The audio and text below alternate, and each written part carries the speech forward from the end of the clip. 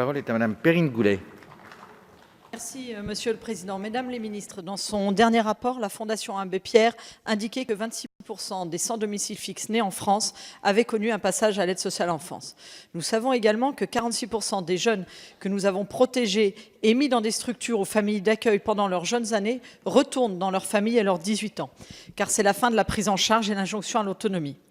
On demande à ces jeunes, réputés fragiles, car ayant moins de ressources familiales, relationnelles, psychologiques, financières ou sociales, d'être plus autonomes et indépendants que tout autre jeune en arrêtant l'accompagnement. C'est un non-sens d'avoir protégé ces jeunes de leur famille tant qu'ils n'avaient pas 18 ans et de ne plus les protéger à 18 ans et un jour, car on ne leur fournit pas de contrat jeune majeur ou un accompagnement digne de ce nom. Dans les crédits portant la stratégie interministérielle de prévention et lutte contre la pauvreté des enfants et des jeunes, une enveloppe de 175 millions d'euros est destinée à la contractualisation avec les départements. L'une des actions de ce plan porte sur la lutte contre les sorties sèches de l'ASE. Les objectifs ambitieux de cette action pour les jeunes sortant de l'ASE portent sur le maintien d'un lien avec eux, l'accès à un logement stable, l'accès à des ressources financières, le droit à laisser dans leur parcours de formation une couverture des soins. J'ai donc regardé la contractualisation de mon département sur cette action pour ce dernier semestre 2019.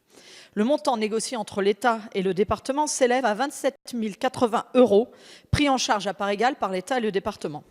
Avec cette somme, c'est seulement 14 jeunes nivernais qui pourront bénéficier de cet accompagnement, évalué budgétairement à 2 000 € par an, soit un peu moins de 20% des jeunes qui pourraient y prétendre.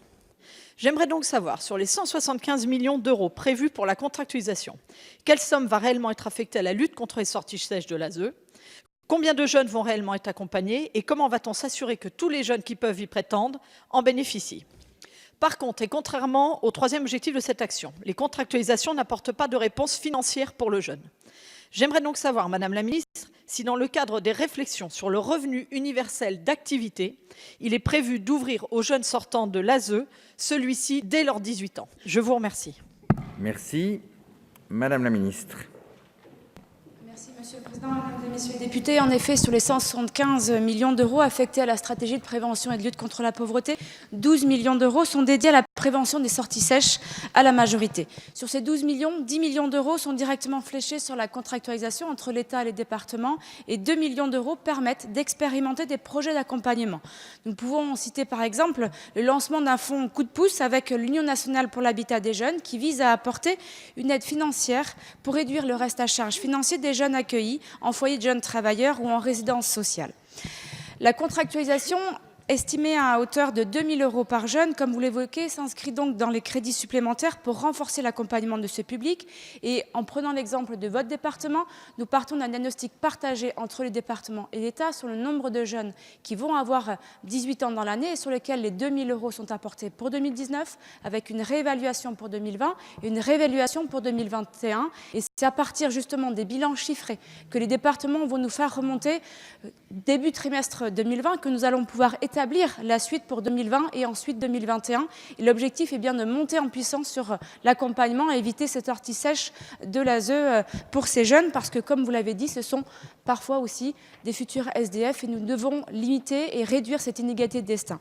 Concernant le REA et le sujet sur les jeunes, la concertation est en cours. Nous avons un collège spécifique dédié aux jeunes. L'objectif de cette concertation est de délimiter, je dirais, le périmètre de cette future prestation, la gouvernance et le financement, sur lequel nous avons une attention bien évidemment particulière sur ces jeunes en précarité. Est-ce que ce sera pour tous les jeunes? Est-ce que ce sera pour les jeunes issus de l'aide sociale à l'enfance? C'est à la concertation et l'ensemble des acteurs présents avec nous autour de la table de le déterminer. Et puis enfin, peut-être pour terminer, nous avons, Adrien Taquet a lancé en octobre dernier une stratégie dans laquelle il y a des mesures complémentaires qui viennent accompagner ces jeunes issus de l'aide sociale à l'enfance. Je vous remercie. Merci.